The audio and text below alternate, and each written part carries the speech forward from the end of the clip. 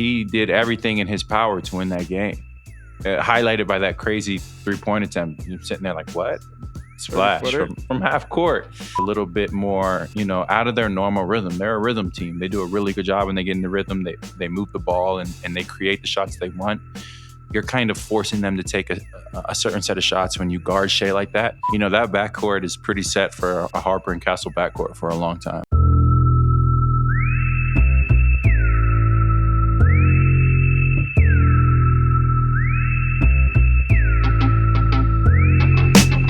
Back to the Old Man and the Three. I'm your host, Cam Johnson, joined by co-host Tommy Alter. Before we get started today, I just want to take a moment to recognize the lives of Brandon Clarke and Jason Collins, two very important members of our NBA family. I didn't really know Jason personally, but I heard a lot of good things about him, that he was a great teammate and a great person. And Brandon, I did know personally, and he was a great dude, and he was a good friend, and just a good overall guy. And it, as shocking as it is, it really hurts. And my thoughts and prayers go out to everybody that knows him, all his teammates, all his friends, all his family, and prayers for them, both families in this tough time, the Collins family and the Clarke family. Well said. You're back in Denver. Yeah, back in Denver. That's what I'm pausing because of the weight of, those deaths. And then, it's tough to address situations like this on a pod, just naturally, obviously we lost in the first round of the playoffs, and it's always a disappointment. It's always you. The NBA teaches you a lot, Tommy, right? Like the NBA, the experience of an NBA player, the ups and the downs, it teaches you a lot. It teaches you about adversity. It teaches you about, kind of being able to stick things out for the long haul, being able to respond when things don't go your way. And that kind of transcends games and goes over to seasons. And it, another thing it does is it makes you very well able to receive criticism, and that's part of our job too. And so, I understand the frustration and the feelings that come along with, being upset in the first round. Nobody wants that to happen. And obviously if we could redo it, we would, but that's not life. And so we have to move on and attack the summer and come back better. And whatever happens in the meantime happens, and we roll on. You have anything to add there, Tommy? No, I mean, I would just say the what makes the playoffs so tough, so fun and engaging for the fans and for the sort of observers of the sport, but tough for you guys when you're in it, is how fast everything happens, and especially when you add in health stuff to that. Obviously, both teams in your guys' series had health issues, but it's it's not like you got a lot of time to decompress and figure things out. It's just you're in the middle of it, and obviously you guys wish the series ended differently, but that's also a really good team. And I would just say I was at a few of the games, and I was at a few of their games in the following series. It's like guys like Terrence Shannon and Io, and they played great, and at a certain point, and I thought you guys did a good job of addressing this. Even in the post game and the postmortems of the series and everything, it's like at a certain point, you also tip your hat to, guys in the other team who play really well, and we're going to talk about some of the other playoff series coming up, but that's what makes the game great is people stepping up, and it sucks when you're a part of it because you have to detach from that, and you're going to be, you're going to need some time to decompress and kind of adjust everything. But I will say this as a more objective observer, I look at that and I'm like, yeah, there are things you guys could have done differently and probably wish you could take back. But I'm also like, I look at that and I'm like, those guys came out, and there are a couple of those games they came out and took them, and so that's a thing where I'm tipping my cap to them, and you, as much as you're able to at this point, are probably going to as well. Right. And that's very well said. And I'm glad you said it for me. But yeah, it's part of the game that we play, and it's what we sign up for. And you have to be willing to accept anything that comes with it, good or bad. I'm curious. You've been through the situation a few times, and in different iterations in Phoenix, and so I think maybe provide a little color for the audience in terms of just how you personally like to approach. We were talking about going to games versus not going to games, like how you like to approach the playoffs now. If you're not playing in it, like what's the vibe? I'm salty as hell, bro. I'm salty. I don't really like watching them, especially right after. So San Antonio, Minnesota, I didn't really watch. I'm a little bit more likely to watch the Eastern Conference games. I feel removed from it. And I definitely watched tonight's game, Oklahoma City and San Antonio, just because, I think that is a very, very good matchup. A very, very good matchup. I don't think I really watch much of OKC LA. I just, after the sing of the series, you remove yourself for the most part. You can't always, sit in the corner and cry about it and avoid it. So I'm, kind of working my way back into watching. You could call it being a little bit of a hater, but it's like, man, I just want everybody to lose, man. I want everybody to feel what we felt. It's not going to happen. Somebody's going to come out on top. Somebody's going to win each series. That's the game. It happens. But like you just, now for me personally, it's control what I can control. And that's getting better over the offseason and doing everything in my power to make sure that I'm better, a better person, a better, teammate, a better player going forward and heading into the next season. And, there's so much personal stuff on that end where it's like, I just need to take care of this and be better for the team and we'll be a lot better off. So that's just where my focus is now. What do you think that the line is? And, you can speak for yourself on this, but everybody goes through a different version of this of like, oh, I got to go straight into workouts versus, let me decompress for a little, because, thankfully you finished the season healthy, finished the season playing well. So it's not like you're recovering or, rehabbing or anything.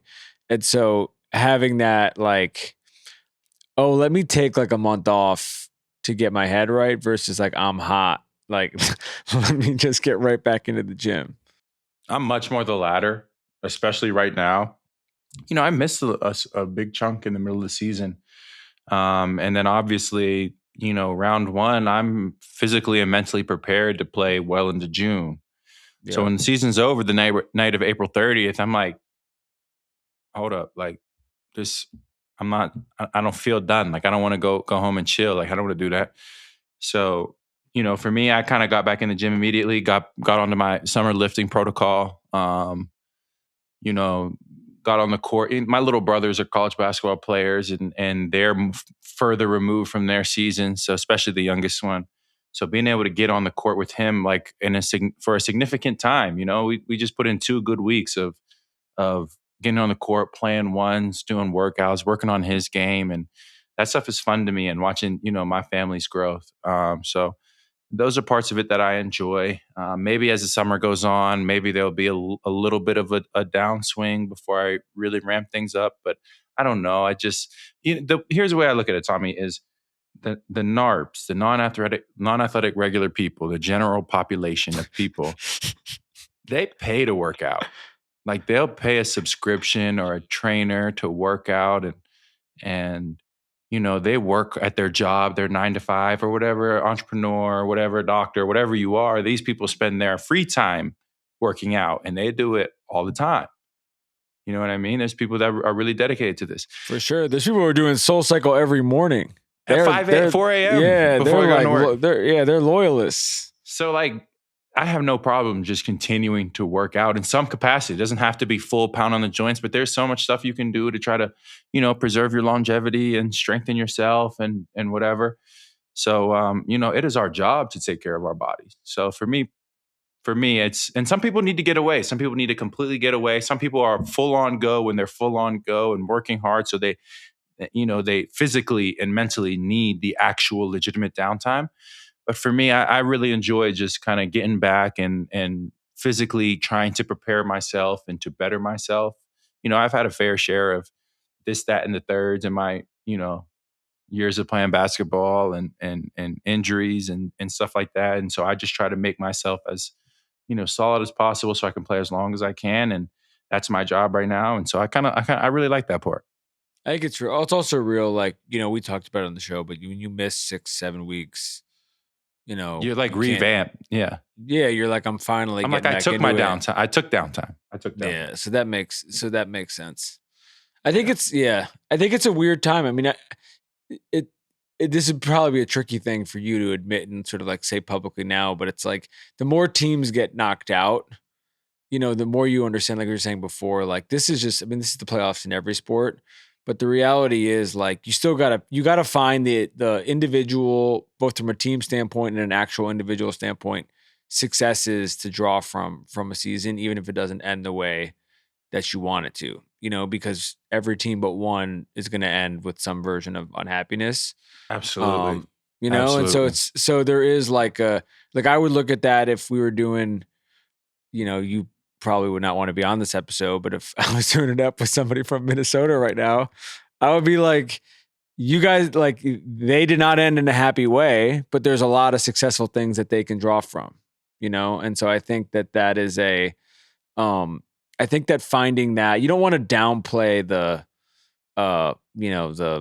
the hurt and the burn and I also, it's a great fan base, and so you want to appreciate their passion either way, but at the same point, understanding like there are things that, you can take away from that you can be happy with. Yeah, I mean, I think the only, and you're absolutely 100% correct, the only counter to that is that our expectations were always so high for a good reason. They weren't, delusionally high. So I think it's the failure to reach expectations and kind of by an uncomfortably wide margin that really sets the sting in. But like I said, like there's nothing I can do about it in this moment. There's nothing any of my teammates can do about it at this moment except take care of everything going forward.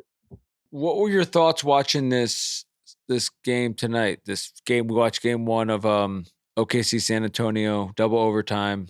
A lot of crazy stuff happened, I would say. One of the crazier playoff games I've seen maybe ever. Elite basketball, elite, for viewers. I hope NBA fans across, the world really enjoyed this one. I think we're going to get a fantastic series between these two teams. OKC is not going to go down without a fight. The thing that stuck out to me the most, one, was Wemby's performance. He's still a young kid. He's only 22 years old, and this is a big time moment, one that he's really never been in. And he said it on the post game interview. But what he did was he did everything in his power to win that game. Highlighted by that crazy 3-point attempt. You're sitting there like, what? Splash from half court.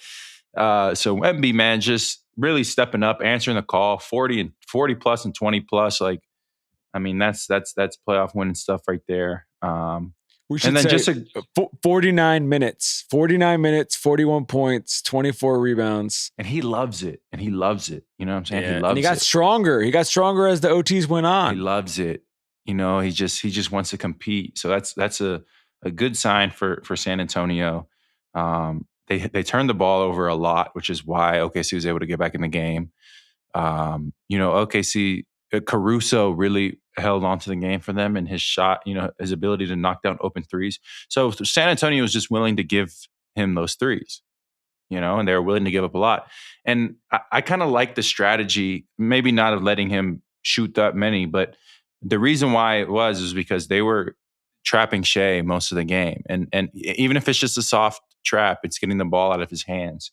I've seen that strategy a handful of times, and I personally think it's a great one against OKC in terms of, especially if you have a rim protector like Wemby at the rim, you're kind of forcing OKC to play a lot more helter-skelter, a lot more kind of earlier shot clock catching threes, or just a little bit more, out of their normal rhythm. They're a rhythm team. They do a really good job when they get in the rhythm.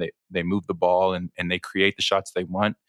You're kind of forcing them to take a certain set of shots when you guard Shai like that. And then the biggest thing is you take Shai out of rhythm, which he was. Still ends with 20 plus, still able to have a big time bucket. What a play Daigneault drew up at the end of regulation. Yeah. And Iverson over the top to clear aside for Shai to come off and attack left, knowing that they're not going to be, antsy to bring help to let up a three. Shai is just a great play that worked to perfection for them.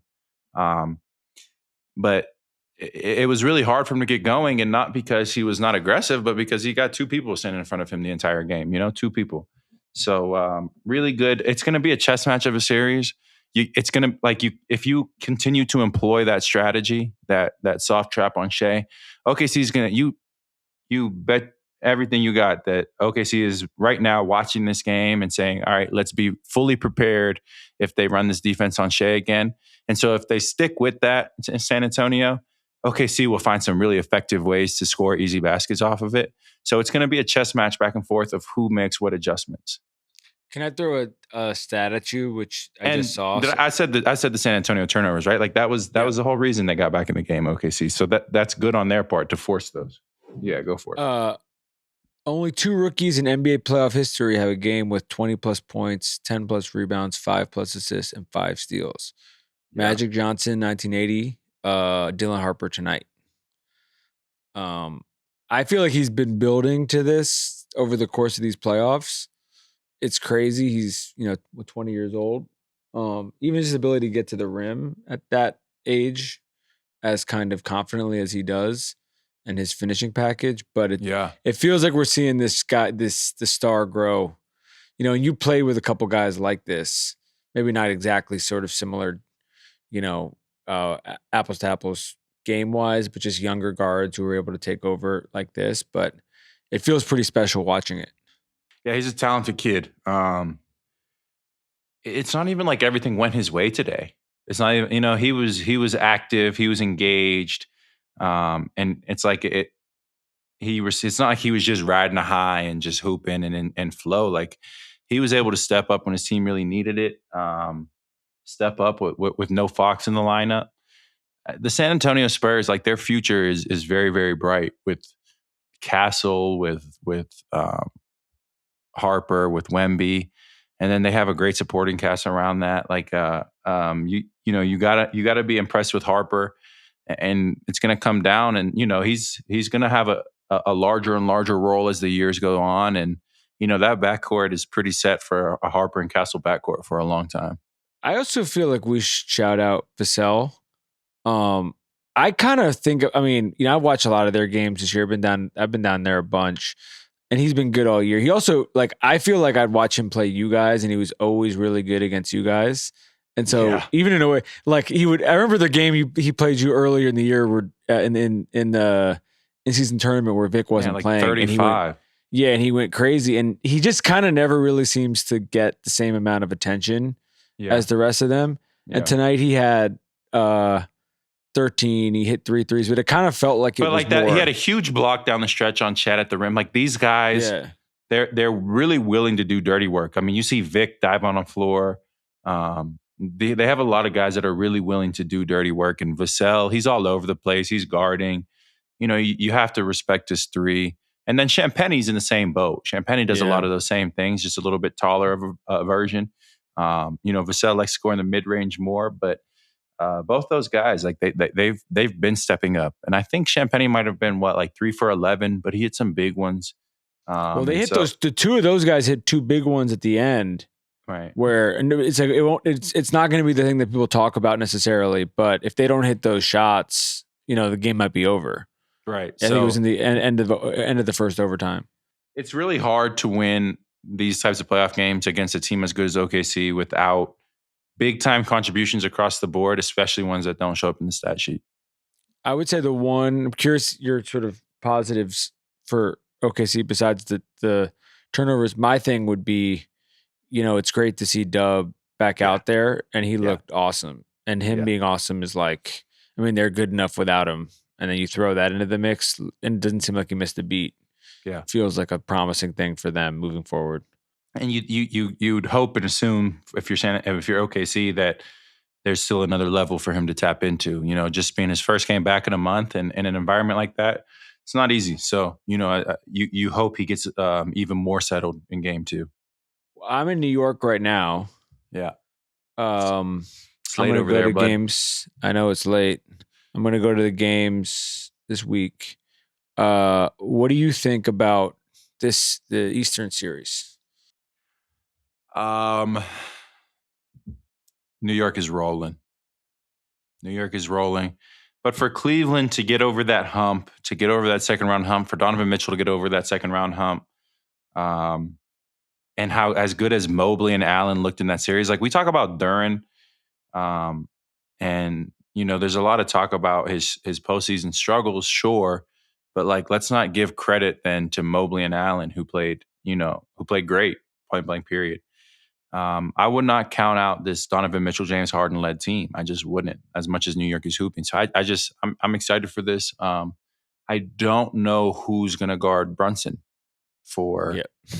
I think that's the wild card. And if it's a longer wing, like a Max Strus or a Dean Wade, are they going to throw Keon Ellis to get into the ball? They're going to have to come up with something, because if Brunson gets comfy and is getting to spots, and that's when everything's going to start rolling. If you can make him a little bit more uncomfortable, it'll help you out a lot. It'll go a long way in this series. It's hard with the Cavs because it's not clear there's somebody on the roster to do it. It's not like it's a question of like, oh, you have the person. Atlanta had the people to throw at him. He kind of figured it out by the end, but you could see it. You could see it early. Even Philly, to a certain extent, probably had that. With Cleveland, I just don't. Gets the boogie in, and it's like against Philly. Yeah. Even if you think you have somebody to guard him, and he gets comfortable and he starts cooking, and he has a 25-point half, and it's just like, that's when New York is rolling. What do you think about Point Cat? Cat's just funny, man. Cat's just funny. I love it, man. Point it's Cat, fun to, man. He can pass the ball. He can, put Big Cat on the ball. It's fun to watch. It's fun to watch. They're the last like 6 weeks of this, or however long it's been, month of this stretch for them has been fun to watch, because they've taken shit all year. Like we talked about it a little bit on the show, but they've taken shit all year. Every time they lose a game, everybody freaks out. That's what comes with being in New York, though. We all know that. Yeah, and to your point about expectations, this is a team that came into the year with extremely high expectations, and they just are playing loose and free, and I think a lot of that comes from him, where it's just him like he's such a gifted guy. Yeah. That allowing him to facilitate that way has basically opened up everybody else's offensive game. It's just night and day from the beginning of the Atlanta series, where it felt tense. Yeah, and it's good to see Mikal get into a rhythm, and it's good to see OG's just been hooping, period, all playoffs. Yeah, and he'll be back. And to your point about like people panic in New York, like media, fans, like it's boom or bust. Like it's you're living lavish or you're, scared for your life. Everybody is like super, super high on them right now. So it's dangerous both ways. It's dangerous how everybody's kind of writing them a ticket to the NBA finals. Well, they were doing this last year against Indy. I was at those games. That, every series is different. And that's what's fun, is you figure it out real quick. In retrospect, and we said at the time, but Indy pulled some voodoo magic there, man. Yeah, they had some crazy late performances. So I was going to ask you. So if you're gonna, if we're gonna make an argument, there's obviously a lot of arguments, pro sort of positive Cleveland arguments, just with when you have Donovan and James Harden on your team. You're always going to be in every series, no matter what, just with that kind of firepower. But I also am curious to see, even mentioning the Point Cat stuff, I think Mobley is like uniquely equipped physically to match up with that in a way that they have not played. I mean, they were playing an Atlanta team that had no bigs, no healthy bigs. Right. And Joel was, not where he was in the Boston series at all. And so you now actually have a guy that, is one of the better big perimeter. Is that who matches up with Cat, or is it Allen that matches up with Cat? I guess we'll see, but I would guess that is. It goes back to, and I forget what happened the last couple games that they played each other, but like it's going to be another chess match of a series, I think. Yeah. I mean, I remember the Christmas Day game, but there was no James Harden on the Cavs on Christmas Day, right? And Jarrett, I don't even know if Jarrett was playing Christmas Day either. It's going to be Mobley was back. Mobley was back for sure, but it was like. It was a weird way. It was weird on both sides. I mean, like, shout out to Tyler Kolek. That's like our guy. But, that was he won them that game. You know what I mean? It was like guys won them. The guys won the Knicks that game that are not necessarily playing in this series. Yeah. Cleveland has a lot of guards, it seems like. It's going to be interesting which ones they put out there for defensive purposes on Brunson. You think Dennis... Do you see Dennis in that? Just being annoying. Yeah. Yeah, but yes, Dennis is not going to be out of the rotation. Like, he's a very valuable piece to what they do, but I don't think he's going to be a primary Brunson guarder. All right, so with these two series, we've already seen one game of it, so this is going to be a little bit of a leading question. But if you got to pick one starter on each team to have like an impact moving forward. They don't have to win a game necessarily, but they got to be. It can't be. Definitely can't be sort of like, an all-star. And I just think non-starter is a better way to frame it. Like someone who you're like, this person's going to come in like game 4 and they're going to make a crazy impact, and we haven't mentioned them yet. We're not talking about them right now. I don't know. I think a wild card in New York is Mitchell Robinson. If they want to match big to big, it just depends on the free throw game, because that's always a problem with him, is when you get him in there and you start fouling him late quarter and he's at the free throw line and it starts to struggle a little bit. But he has potential in this type of matchup if you put him out there to kind of bring a little bit of a nullification to the effect that the Jared Allen and Mobley combo had against Detroit, which was a big reason why they were so successful. Cleveland, it's so hard to say, but I want to say, I hope maybe it could be like whoever can come in and really give good defensive minutes on Jalen Brunson. Maybe it's Dean Wade that comes in and like just for some reason gives good defensive minutes on Brunson, or if it's Keon Ellis. I would hope it would be Keon Ellis. I think if he can get in the game, because he wasn't even in the rotation, right? Like they were playing Sam Merrill a lot, and credit Sam Merrill, he was hitting shots like crazy. But if like say somebody like a Keon Ellis gets in there and is putting ball pressure on Brunson and it slows down that train, it's going to be huge for Cleveland, right? San Antonio, Keldon Johnson had a big lift for what they were doing, and he had some games kind of in the Minnesota series where he comes into his own and starts playing well. I think there's going to be moments where he's really, really effective and helpful. Kind of like, he had his moment, it was just early in this game, but yeah, sixth man of the year, you kind of expect that from him. And then Dylan Harper's not a starter, but we saw that, And then OKC, it's Caruso. Like he had a huge impact on that game. I love that how much he was defending Vic. Everybody too. He defends everybody. He just is like he's actually giving up a legit 13 inches, 14 inches. But it's the defense is always, the defense and effort is always going to be there. That's what he has made his money on in the NBA. Like that is he hangs his hat on. But 8 threes, that was not on the bingo card. Yeah. So if he can continue to shoot the ball and provide what he provided, like it's a huge lift. That is a huge lift for OKC, as we saw. Yeah. It's not take a rocket science to figure that out. The 8 threes and the just like heady play. Like playmaking, not trying to do too much, always makes the right pass. You can see they're just such a scary. With this series is going to be a classic series. They're such a scary team because, like, I feel like there's 6 different answers to that question. And we didn't even talk about AJ Mitchell, who was so good in the Lakers series. But we're going to hear from him. We'll hear from Wallace at some point. Maybe even Dort. Dort didn't really get the nod today. McCain. I'm just kind of like you go down the list, and it's That's almost why like they're dangerous. That's why they're dangerous, because they have a lot of guys that can. Yeah, I think that's a good place to close. It's pretty late here. Might need to get some beauty sleep before. Did you have crazy flight delays again? Yeah, dude. I was coming from Indy.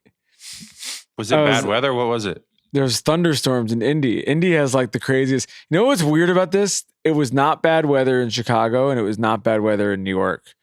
And for some reason, I don't know what I don't know what is going on in the city of Indianapolis. Although this is Portland is like this too. Portland's like this. There's some places where it just rains all the time. You don't live in those places, so you don't have to deal with it. Generally. I'm back in Denver right now, and today was 40 to 45 degrees and raining all day, so it wasn't beautiful here either. We had a great winter in Denver, and then I was gonna say every time I was in Denver, it was like 60 in December. Yep, but now it's 40. So Wait, what's going on? I feel like I should know the answer to this. What's going on with the Avs?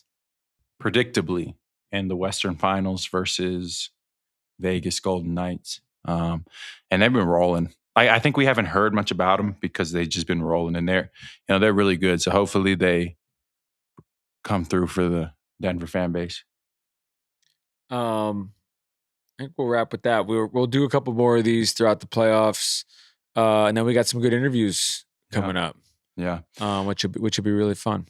Yeah, I mean, as always, guys, anybody, guys, girls, anybody who's listening out there, anybody who takes the time to listen to us talk about anything basketball and whatever in between, we appreciate you so much. And this show obviously would not mean anything if it weren't for the people that listen to it. And I come across, Tommy, a lot of people just anywhere, could be games, could be the mall. I don't know. That say, oh, I listen to the podcast. And just, for me, it means a lot for people to take their time and listen to us. So thank you, everybody. And we'll see you again soon.